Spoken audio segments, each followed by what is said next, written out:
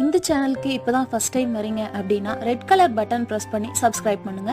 உடனுக்குடன் அப்டேட்ஸ் தெரிஞ்சுக்க பக்கத்துல இருக்க பெல் சிம்பலையும் கிளிக் பண்ணுங்க. வணக்கம். தினமும் இந்த அளவுக்கு மேல எண்ணெய் சேர்த்துக்கிட்டா அபாயம் நிச்சயம். அப்ப எவ்வளவு சேர்க்கணும்? எந்த ஒரு உணவாக இருந்தாலும் அதன் அளவு என்பது மிக அவசியமானதாகும்.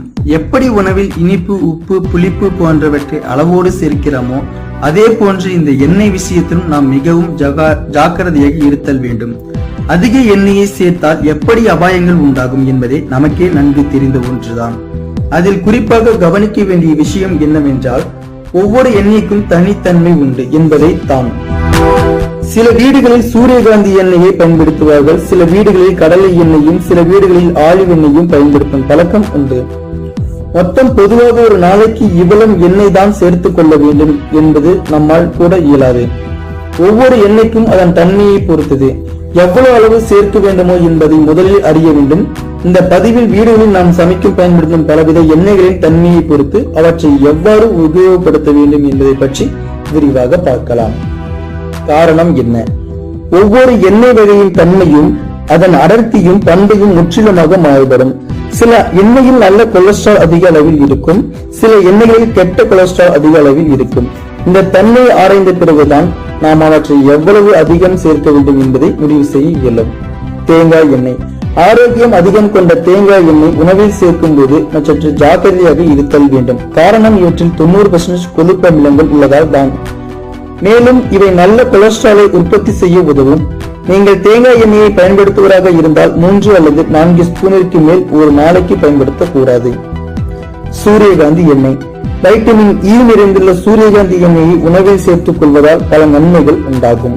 எவ்வளவுதான் சூரியகாந்தி எண்ணெயை நாம் சூடு செய்தாலும் அதன் ஊட்டச்சக்திகள் குறையாமல் அப்படியே இருக்கும் என ஆய்வுகள் சொல்கின்றன.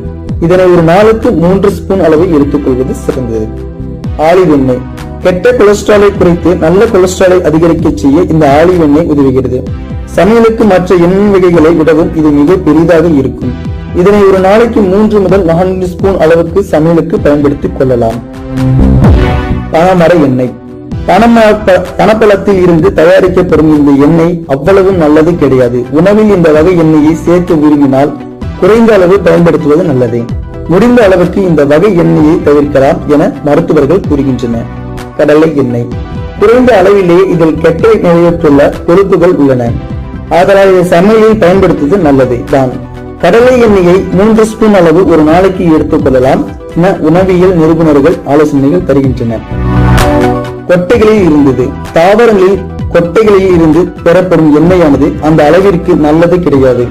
இந்த வகை எண்ணெய்களை சமையலுக்கு பயன்படுத்தினால் அது பலவித பாதிப்புகளை உண்டாக்கும். இதை வறுத்தல், பொரித்தல் போன்றவர்களுக்கு பயன்படுத்துவது தவிர்க்கலாம். ரைஸ் பிரான் எண்ணெய்.